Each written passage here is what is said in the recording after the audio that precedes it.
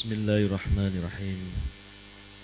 Assalamualaikum warahmatullahi wabarakatuh. Innal hamdalillah nahmaduhu wa nasta'inuhu wa nastaghfiruh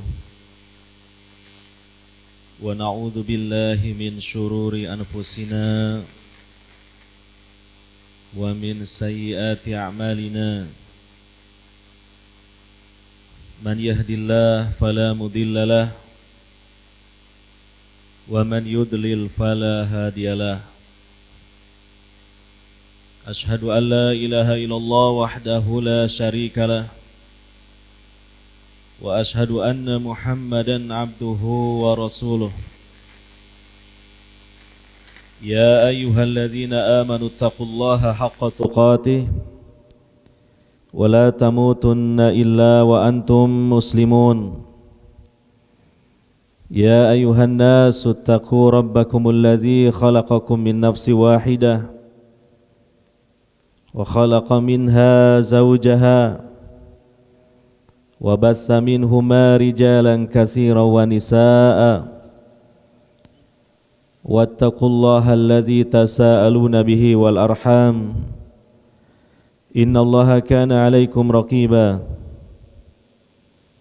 Ya ayyuhalladzina amanu taqullaha wa qulu qawlan sadida yuslih lakum a'malakum wa yaghfir lakum dhunubakum wa may yuti'illaha wa rasulahu faqad faza fawzan 'azima. Amma ba'd,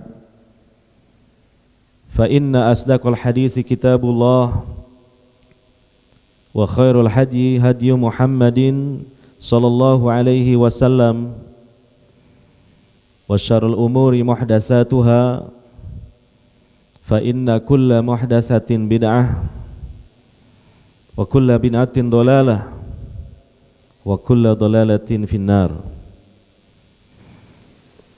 Hadirin para pemirsa yang semoga senantiasa mendapatkan rahmat dan taufik dari Allah Subhanahu wa taala.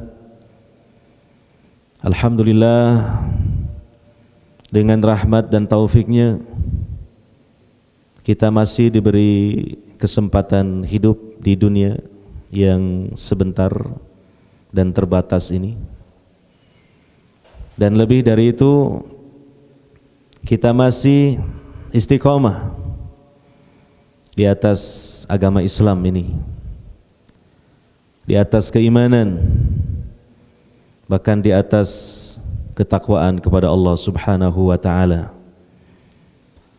Demikian nikmat-nikmat yang Allah anugerahkan kepada kita sekalian begitu banyak, sehingga seandainya kita berusaha untuk mengkalkulasinya, maka kita akan tidak mampu untuk mengkalkulasinya.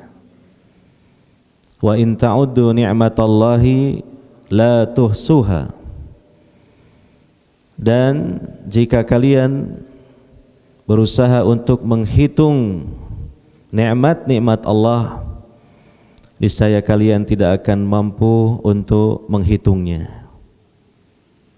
Siapa di antara kita yang melihat bahwa nikmat-nikmat yang Allah berikan kepadanya sedikit dan mungkin dia mampu menghitungnya dengan hitungan jari kedua tangannya, maka sungguh dia adalah orang yang tidak memiliki pandangan yang adil, yang tidak memiliki pandangan yang cerdas, yang memiliki pandangan kerdil.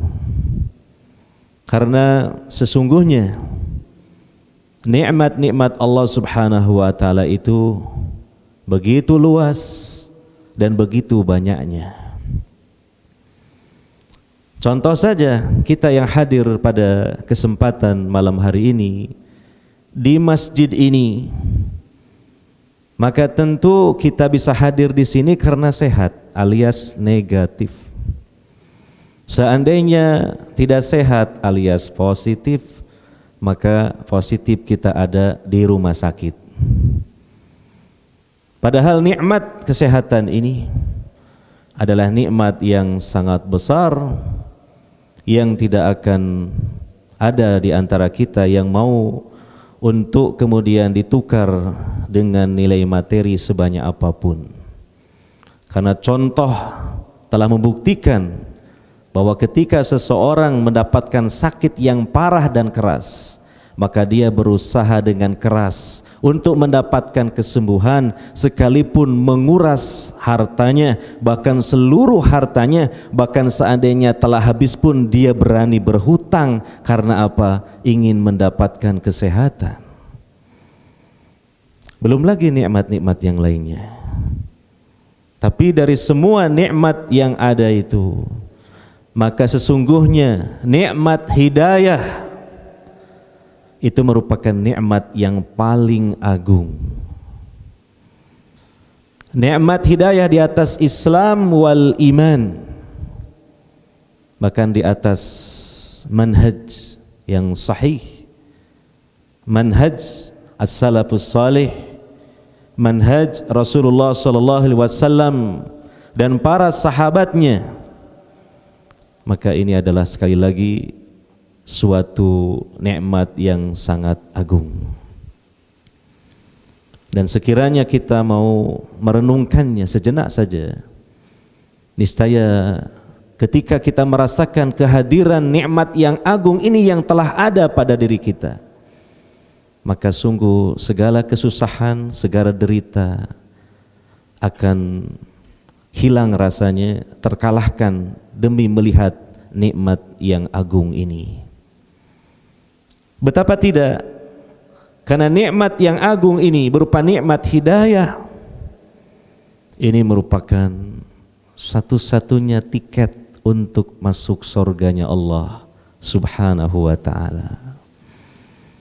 Dimana kalau seorang hamba masuk ke dalam surga Allah subhanahu wa ta'ala, dia tidak akan keluar kembali dari surga, dan bahkan dia tidak akan mengalami kematian untuk selama-lamanya. Dan apa yang dilakukan oleh para penghuni surga tiada lain adalah hanya bernikmat-nikmat dan bersenang-senang saja. Dengan demikian berarti nikmat hidayah adalah nikmat yang sangat agung.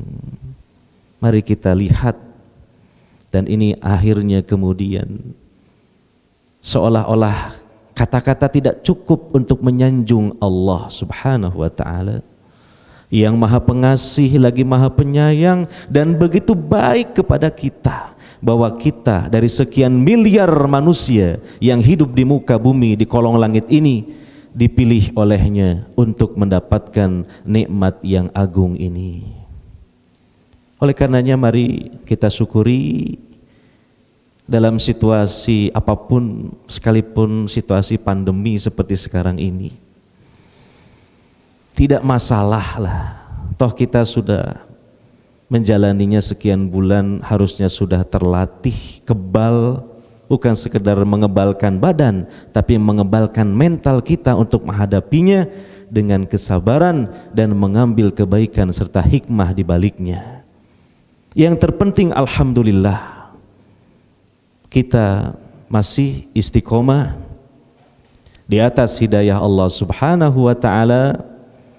Mari kita pertahankan, mari kita jaga, mari kita pupuk suburkan, yaitu dengan cara kita berusaha mendekatkan diri kepada Allah subhanahu wa ta'ala. Termasuk pada kesempatan malam hari ini, kita hadir di majelis yang kelihatannya sederhana ini, hanya sedikit orang, jangan disepelekan. Karena sungguh kita di tempat ini melakukan sesuatu yang agung. Kita hadir di sebaik-baik tempat di muka bumi ini, yaitu di masjid Allah, kita tamu Allah.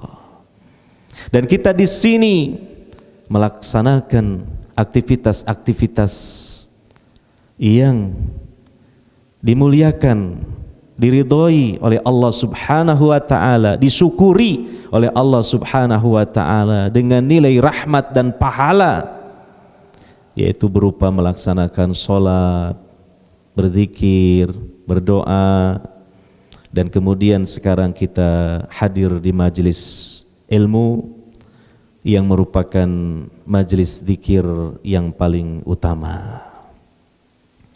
Dan semoga dengan kita menghidupkan kembali majelis ilmu offline seperti ini, yang tentu lebih utama daripada online, maka semoga ini juga bagian dari ikhtiar kita untuk mempertahankan hidayah yang telah menancap dalam hati sanubari kita, sehingga jangan sampai terlepas sebelum nyawa kita terlepas. Hadirin para pemirsa sekalian yang dimuliakan oleh Allah Subhanahu wa taala, kajian kita pada kesempatan malam hari ini,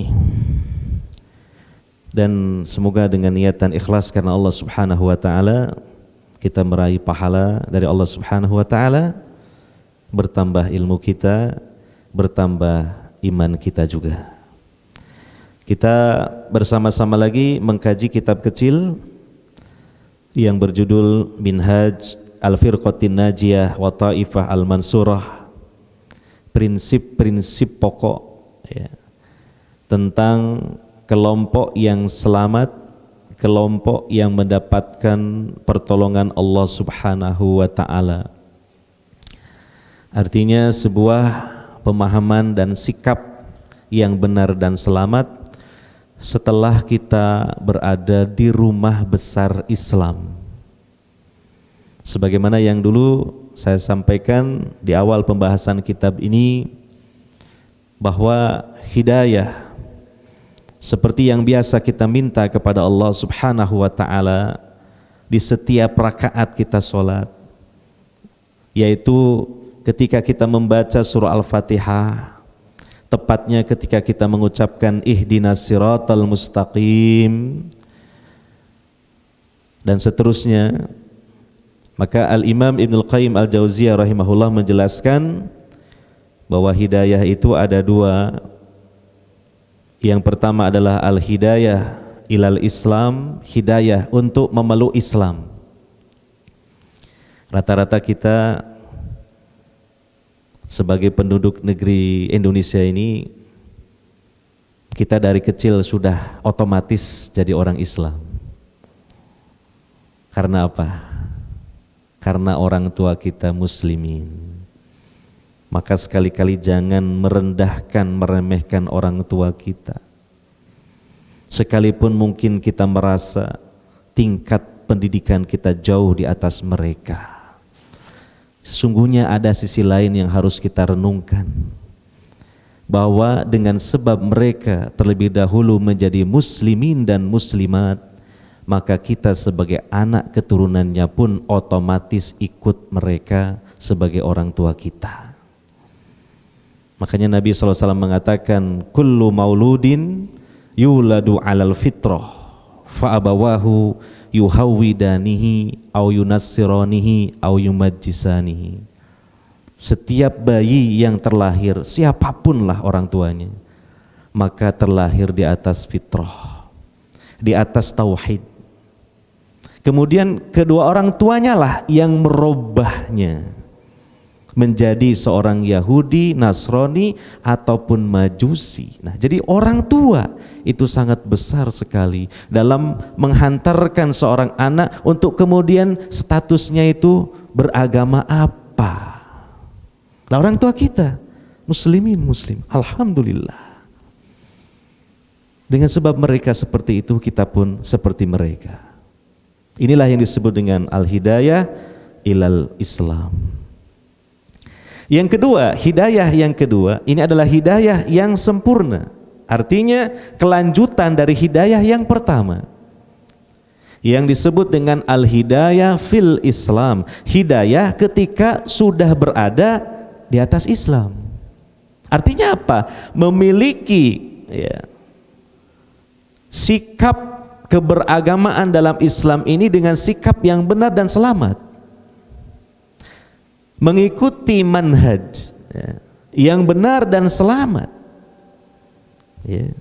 Karena boleh jadi seseorang memang agamanya Islam tapi manhajnya menyimpang, tidak mengikuti bagaimana beragamanya para sahabat, yang itu dalam sejarah sudah terjadi sejak zaman sahabat. Adanya penyimpangan-penyimpangan mengatasnamakan Islam, sampai sekarang tentu lebih parah lagi.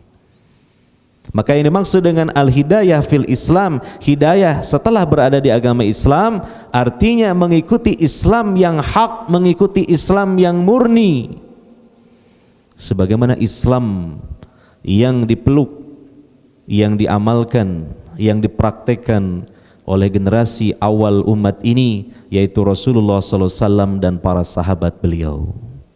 Kalau boleh diibaratkan, seseorang yang telah mendapatkan hidayah yang kedua ini, yaitu al-hidayah fil Islam, seperti seseorang yang mereguk air yang masih murni dan jernih, yang belum terkotori dan terkontaminasi. Seperti misalnya seseorang mengambil air dari sungai yang berada di hulu sungai itu.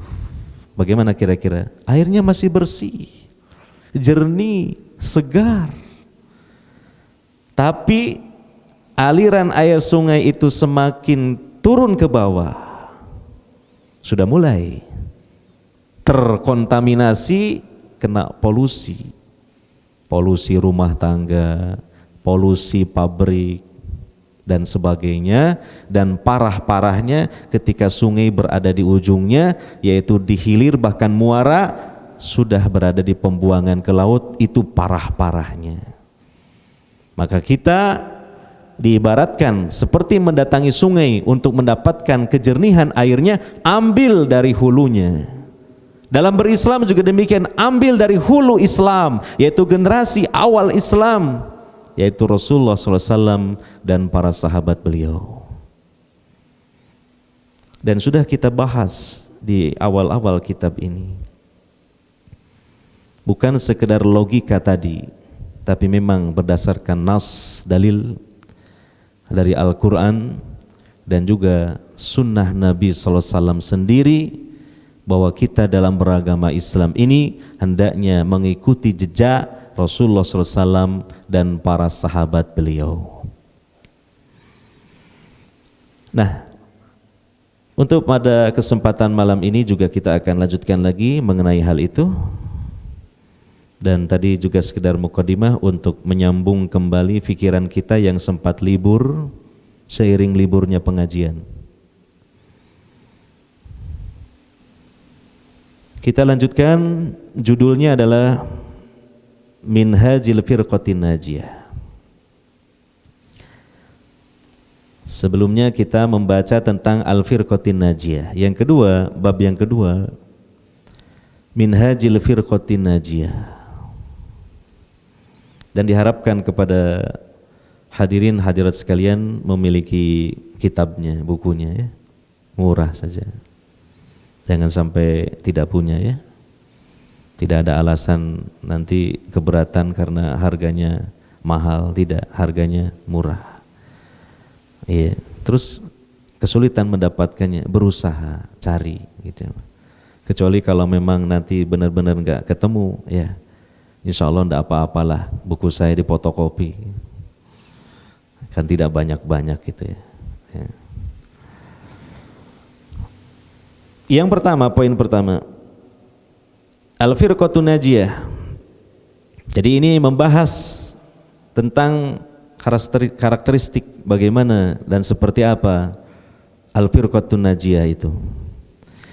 Di sini disebutkan oleh penulis Syekh Muhammad Ibnu Jamil Zainu rahimahullahu taala, hiyallati taltazimu minhajar rasuli sallallahu alaihi wasallam fi hayatihi wa minhaja ashabihi min ba'dihi wa huwal Qur'anul Karimu alladhi anzalahu Allahu ala rasulihi wa bayyanahu li sahabatihi fi ahadithihi sahihati wa amaral muslimina bitamassuki bihima faqala taraktu fikum syai'aini lan tadillu ba'dahuma kitaballahi wa sunnati walan yatafarraqa hatta yarida alayyal hawda. Yang artinya al-firqatun najiyah adalah satu kelompok yang komitmen mengikuti manhaj Rasulullah sallallahu alaihi wasallam dalam peri kehidupan beliau dan juga manhaj para sahabat beliau setelah wafatnya beliau. Ini sudah kita jelaskan di bab yang pertama dulu. Dan sudah kita sampaikan hujjah atau argumentasinya. Kenapa kita di dalam beragama Islam ini bukan hanya berpegang dengan Al-Quran dan hadis saja, tetapi harus didampingi dengan pemahaman standar, pemahaman yang selamat, yaitu pemahaman para sahabat Nabi Sallallahu Alaihi Wasallam. Dan sudah terbukti dalam sejarah dan bahkan sampai sekarang, ketika kita beragama Islam yang mana kita memang berpegang teguh dengan Al-Quran dan hadis tetapi tidak dengan pemahaman sahabat, maka terjadilah salah kaprah dalam menafsirkan dan menerapkan Al-Quran dan hadis itu sendiri, dan sangat mudah untuk dikecoh oleh orang-orang yang suka mengecoh, sangat mudah untuk ditipu oleh orang yang menipu atas nama Islam. Ya, kita sudah sampaikan contoh-contohnya itu. Sampai contoh yang paling ekstrim ya tentang Ahmadiyah itu. Itu pakai Al-Quran gitu. Tapi tidak dengan pemahaman para sahabat Nabi. Mereka menafsirkan Khatam An-Nabiyyin dalam surah Al-Ahzab ayat 40 dengan diartikan cincinnya para nabi, bukan penutup para nabi. Jadi mereka menafsirkan dari sisi lugawiyah saja, dari sisi bahasa saja, tidak dengan penafsiran secara istilah syar'i, yaitu dengan pemahaman para sahabat. Maka terjadilah kesesatan dan juga penyesatan. Padahal dalilnya apa? Al-Quran. Gitu. Demikian juga sejak zaman sahabat, bahkan biang benihnya sudah muncul pada zaman Nabi sallallahu alaihi wasallam tentang pemahaman Khawarij. Itu pun dalilnya adalah Al-Quran. Bahkan juga dengan sunnah Nabi sallallahu alaihi wasallam. Tapi ketika ayat Quran dan sunnah Nabi sallallahu alaihi wasallam itu tidak didampingi dengan pemahaman para sahabat, jadilah pemahaman seperti pemahaman Khawarij itu. Jadi ini penting. Nah, panjenengan semua alhamdulillah dapat hidayah dari Allah Subhanahu wa taala, yang tadinya dari lumpur kelalaian, yang tadinya dari lumpur kemaksiatan, bertobat mengikuti ajaran Islam dan ternyata langsung ketemu manhaj salaf. Alhamdulillah. Dalam waktu singkat. Ada sebagian di antara kita, bahkan termasuk saya sendiri, berliku-liku dalam mengikuti kebenaran dalam Islam ini. Masuk dan keluar golongan firqah tertentu, jamaah tertentu. Jadi sempat tersesat pergi kemana-mana. Ya. Belum ketemu kitab Minhaj Al-Firqatin Najiyah ini. Ya. Lama perjalanannya hingga kemudian ketemu dengan kitab Al-Firqatin Najiyah ini. Maka jangan dilihat dari bentuknya yang kecil, ini kitab luar biasa. Silakan dimiliki dan dibaca, terutama diikuti dalam pengajian seperti ini. Ya. Kita lanjutkan. Jadi manhaj Rasulullah dan manhaj para sahabat beliau.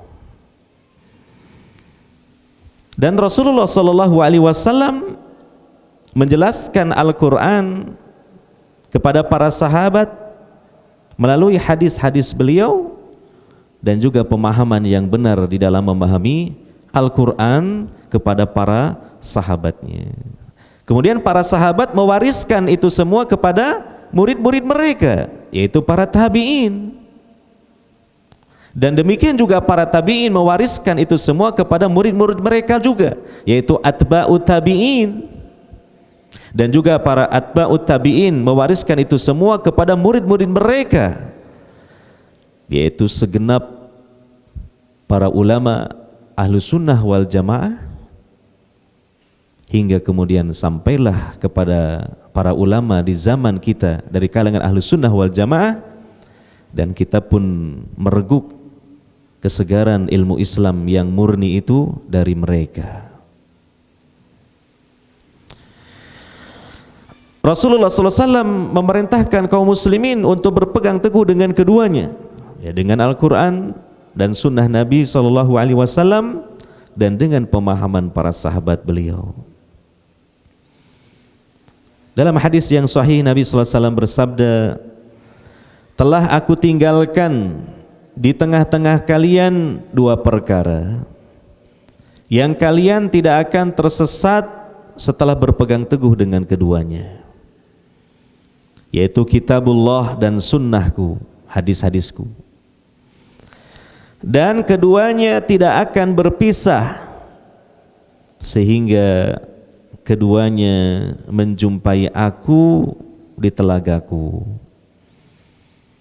Artinya Al-Quran dan hadis ini Allah akan jaga terus sampai hari kiamat atau sampai menjelang hari kiamat. Itu sudah merupakan jaminan dari Allah Subhanahu wa ta'ala.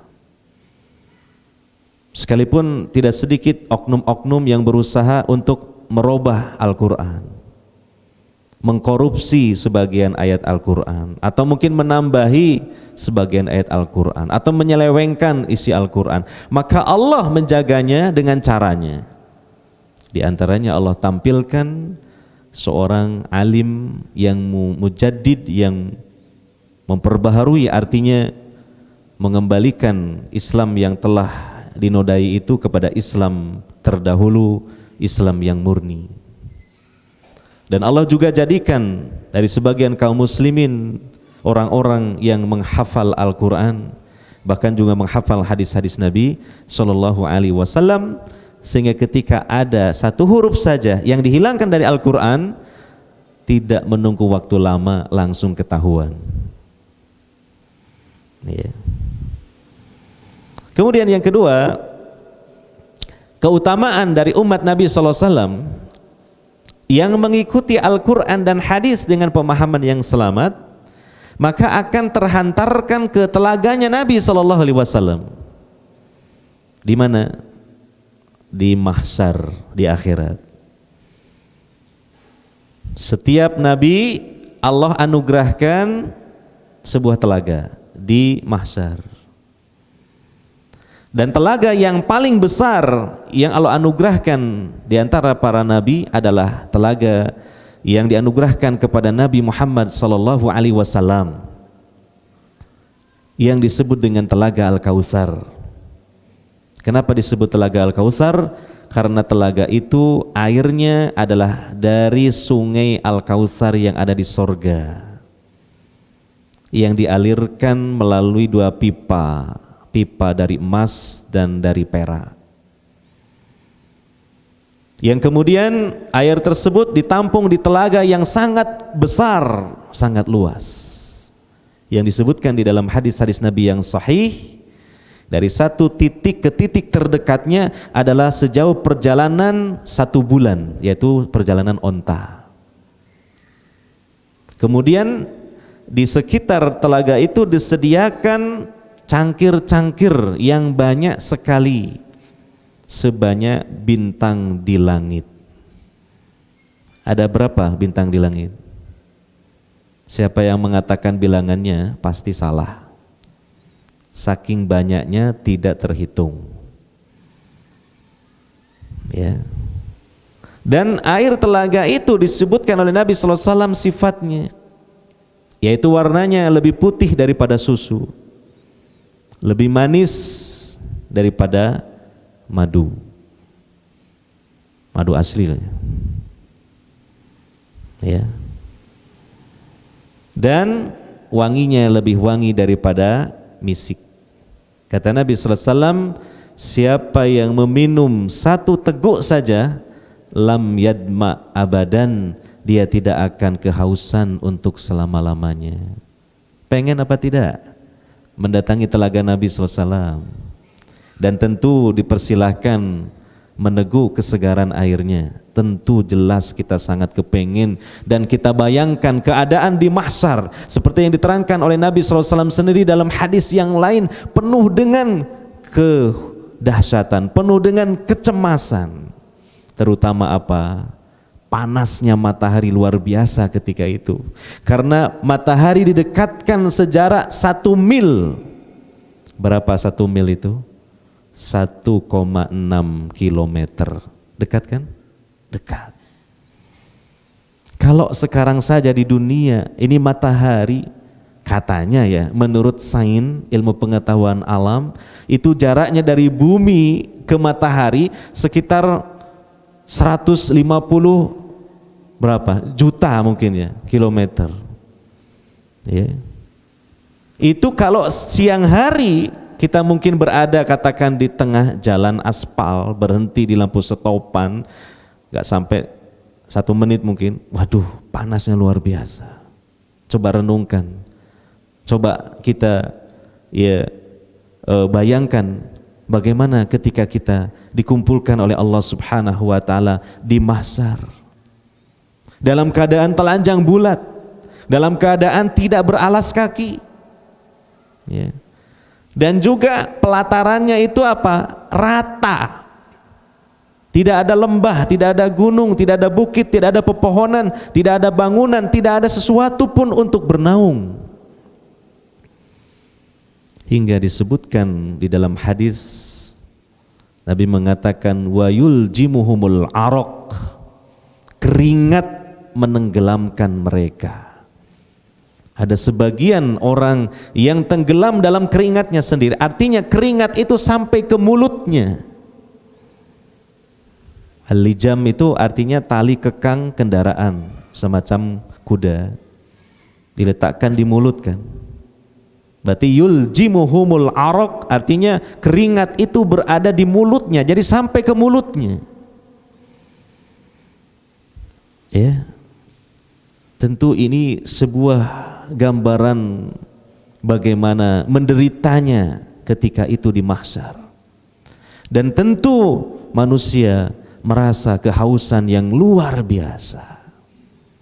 Nah, pada saat itulah ada dari umat Nabi SAW yang dihantarkan menuju telaga Nabi SAW dan dipersilahkan untuk mereguk air dari telaga tersebut. Setelah mereguknya maka tidak mengalami kehausan untuk selama-lamanya. Siapa mereka itu? Umat Nabi SAW yang setia mengikuti sunnah beliau SAW, berpegang teguh dengan Al-Quran dan sunnah dengan pemahaman yang benar, dan juga mengamalkannya tentunya. Nah, mumpung hari itu belum terjadi tapi sudah terjadwalkan, maka sedari sekarang sudah harus kita persiapkan. Tunggu kapan lagi? Besok belum tentu kita masih hidup. Makanya mari tetap kita berusaha untuk mencintai Quran, sunnah Nabi, pemahaman sahabat, kita pelajari, dan sesuai dengan kemampuan kita yang maksimal kita laksanakan. Maka semoga tentu hal itu menjadi sebab kita di mahsyar dipersilahkan untuk mereguk air dari telaga Nabi Sallallahu Alaihi Wasallam. Dan ketika kita mempelajari sunnah Nabi Sallallahu Alaihi Wasallam, bahkan mengamalkannya, terkadang kita mendapatkan tantangan, rintangan, minimal mungkin dicemooh. maka hendaknya kita sabar ya, mengamalkan sunnah Nabi. Yang ringan saja kadang dicemooh orang, memelihara jenggot bagi laki-laki dicemooh, apalagi ini sudah mendekati Idul Kurban. Wah, dilungkas awakmu dibeleh gitu. Nah. Saking saya ini gak sepiro ketok soalnya ketutupan masker. Hati-hati ya, jangan sampai ada niatan modus di balik masker. Mas saya kira do enak iki, jenggotnya gak ketok. Nah, jangan sampai itu. Karena setan pun di saat pandemi corona ini pasti berkreasi dan berinovasi gitu loh. Terutama bagi yang memiliki jenggotnya lebat, wah ini kesempatan. Jadi podo-podo tuh gak jadi sorotan karena apa? Pakai masker ketutupan. Waduh, kok karena itu, jangan sampai. Ya, kita mengamalkan sunnah Nabi ini untuk mendapatkan keselamatan dunia akhirat, keridhaan Allah, supaya kita dipersilahkan ya ke telaganya Nabi Sallallahu Alaihi Wasallam gitu. Ya, maka kita ingat-ingat saja itu, jangan kemudian terngiang-ngiang terus cemoohan, gak enak memang gitu. Maka cemoohan-cemoohan yang mungkin dialamatkan kepada kita ketika kita menjalankan sunnah Nabi Sallallahu Alaihi Wasallam, jangan dimasukkan ke dalam hati, masukkan ke dalam perut, insya Allah besok kita keluarkan. Kalau dimasukkan ke dalam hati jadi ngenes. Justru yang kita terngiang-ngiang adalah sabda Nabi Sallallahu Alaihi Wasallam bagi umatnya yang setia mengikuti sunnah beliau, akan dipersilahkan menghampiri telaga beliau dan meminum airnya sehingga tidak mengalami kehausan untuk selama-lamanya. Nah, itu. Begitulah, siapa lagi yang menghibur diri kita kalau bukan diri kita sendiri? Dengan apa? Dengan ilmu yang sudah kita pelajari. Ya, begitu. Taib. Itu yang pertama. Yang kedua, al-firqatun najiyah ta'udu ila kalamillahi wa rasulihi hina tanazu'i wal ikhtilafi amalan biqaulihi ta'ala fa in tanaza'tum fi syai'in farudduhu ila Allahi war rasul in kuntum tu'minuna billahi wal yawmil akhir dzalika khairu wa ahsanu ta'wila. Surah An-Nisa ayat 59. Wa qala ta'ala, demikian di ayat yang lain Allah Ta'ala berfirman, fala wa rabbika la yu'minuna hatta yuhakkimuka fima syajara bainahum thumma la yajidu fi anfusihim harajan mimma qadaita wa yusallimu taslima. Surah An-Nisa ayat 65. Jadi sama ayat apa surahnya. Firqah Najiyah itu karakteristik yang kedua apa? Makanya kita ini kan jangan sekedar ngaku-ngaku Ahlus Sunnah wal Jamaah gitu loh. Yang terpenting bukan klaim, bukan pengakuan, tapi buktinya. Nah, pembuktiannya ini kita bercermin salah satunya dengan kitab inilah gitu. Awak dewe ngaku Ahlus Sunnah sesuai ambek iki. Kalau belum, ayo dilengkapi, ayo disempurnakan. Gitulah. Jadi kalau kita mendapatkan hidayah mengikuti manhaj Ahlus Sunnah wal Jamaah bukan untuk disombongkan, mendabik dada, aku Ahlus Sunnah, bukan untuk itu. Tapi disyukuri dan kemudian terus ditindaklanjuti dengan memperdalam, mempelajarinya dan mengamalkannya dengan ikhlas serta istiqomah itu. Ya. Nah, yang kedua, karakteristik firqah najiyah itu apa? Kembali kepada kalam Allah, Al-Quran, dan kalam Rasulnya, ya hadis-hadis beliau. Ketika terjadi perselisihan dan silang pendapat, jadi menjadikan Quran dan hadis sebagai hakimnya. Jangan yang berselisih masing-masing jadi hakim. Nggak akan ketemu. Hakim ketemu hakim gimana? Ya. Hakim itu kan tampil di tengah-tengah, menghakimi, memutuskan dua pihak yang bersengketa. Nah, hakimnya siapa? Al-Quran dan Sunnah Nabi Sallallahu Alaihi Wasallam. Mana dari dua pihak yang bersengketa, ya salah satunya yang sesuai, ya itu berarti yang benar. Yang tidak sesuai berarti tidak benar. Siapapun juga.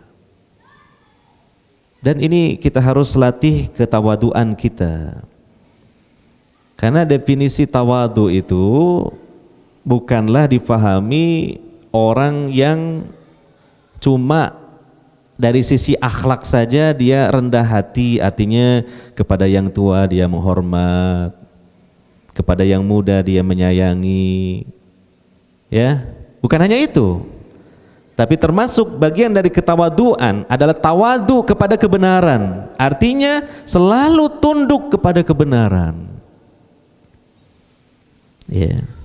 Dan inilah salah satu sifat yang sangat menonjol pada diri sahabat Nabi yang mulia, yaitu Umar Ibnul Khattab radhiyallahu anhu. Beliau digelari seorang yang wakaf. Wakaf itu selalu berhenti dan takluk ketika berhadapan dengan kitabullah dan sunnah Rasulullah, sekalipun keluar dari mulut siapapun saja.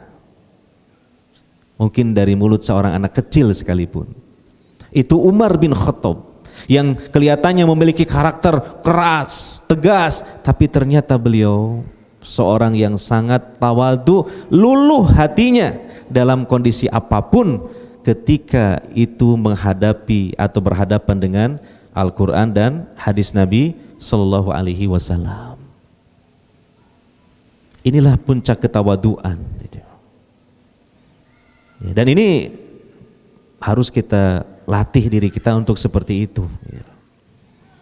Ketika mengeluarkan pendapat, mungkin dari ro'yunya, dari pendapatnya, ternyata ada yang menasehati dari Quran, dari hadis begini bertentangan dengan pendapatmu. Nah, sudahlah, sportif saja. Ya, saya takluk. Nah, ya saya tunduk, saya salah. Nah, itulah namanya tawadu itu. Dan itulah cara satu karakteristik ahlus sunnah wal jamaah al-firqatun najiyah itu. Ya, hal ini dalam rangka mengamalkan beberapa ayat Al-Quran tentang hal itu. Yang pertama surah An-Nisa ayat 59, yang kedua surah An-Nisa ayat 65. Ya, Allah berfirman yang artinya, maka jika kalian berselisih dalam satu perkara, jadi perkara apa saja itu, maka kembalikanlah kepada Allah dan Rasulnya, artinya kepada Al-Quran dan hadis Nabi.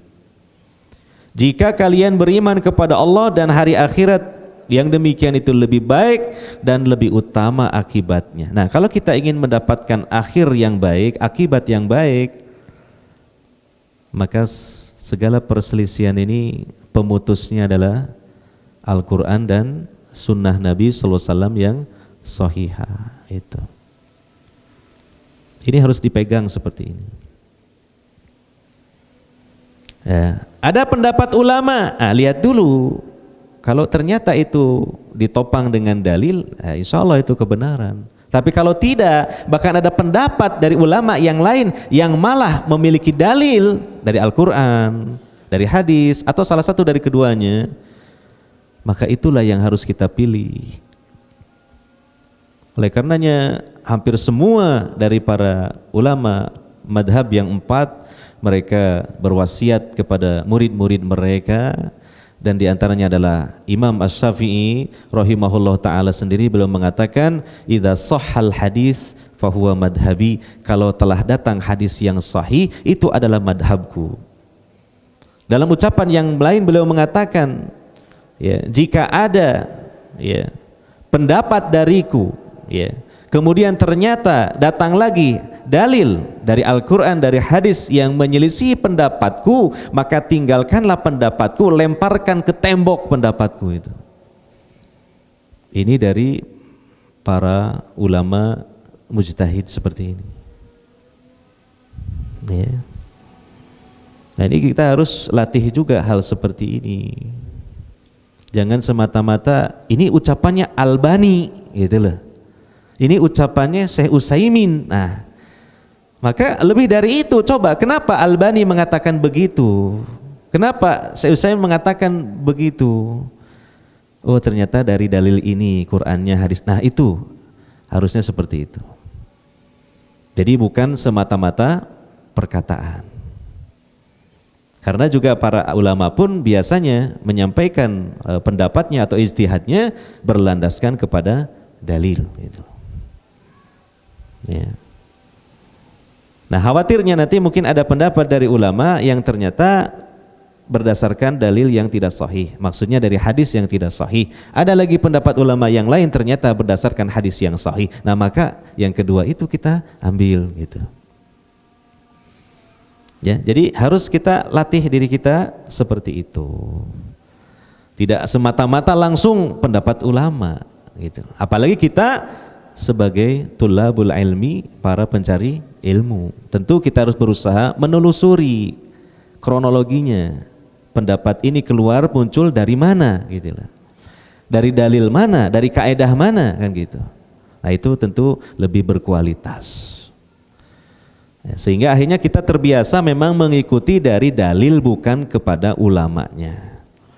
Sebab kalau sekedar mengikuti ulama, jatuhlah kita ke dalam taklid, bahkan taklid buta. Yang itu dicela dalam Al-Quran sendiri. Allah mengatakan, wala takfu ma laisa laka bihi ilmun innas sam'a wal basara wal fuada kullu ulaika kana anhu mas'ula. Jangan kau ikuti segala sesuatu pun yang tidak ada ilmunya bagimu.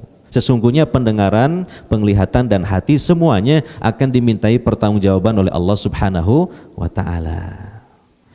Demikian ayat berikutnya atau ayat yang lain. Allah berfirman, demi Rabb engkau tidaklah mereka beriman sehingga mereka menjadikan engkau sebagai hakim. Ya, Nabi Muhammad SAW sebagai hakim pemutus dari persengketaan mereka.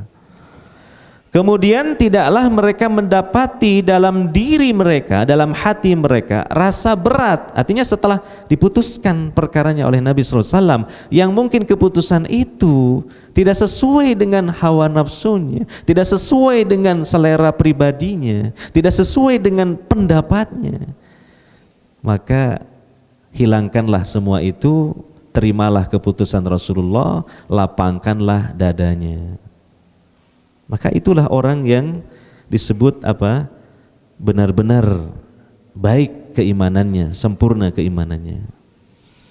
Ya, wa yusallimu taslima, dan berserah diri dengan sepenuh hati mengikuti keputusan Rasulullah sallallahu alaihi wasallam. Nah, inilah yang kedua dari karakteristik al-firqatun najiyah itu.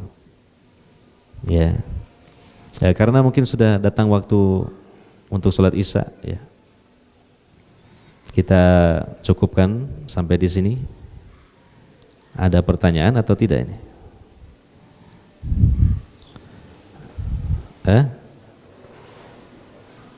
Apa? Gak jelas? Kenapa? Silakan, terjemahan boleh. Ya. Ya, mungkin yang menghendaki buku terjemahan ya, bisa menghubungi Pak Nan ya. Nanti ditunjukkan di mana belinya gitu loh. Iya. Jadi yang bahasa Arab ya boleh lah sambil belajar sedikit-sedikit bahasa Arab gitu ya. Yang terjemahan ya silakan. Ya. Kita akhiri sudah sampai di sini saja. Mungkin tidak ada pertanyaan untuk sementara. Ya, mudah-mudahan apa yang kita kaji pada kesempatan kali ini bisa dipahami dan menjadi tambahan ilmu bagi kita semua. Kita akhiri dengan doa, subhanakallahumma wa bihamdika asyhadu alla ilaha illa anta astaghfiruka wa atubu ilaik. Wa sallallahu ala nabiyyina Muhammadin wa ala alihi wa sahbihi ajmain. Wassalamualaikum warahmatullahi wabarakatuh.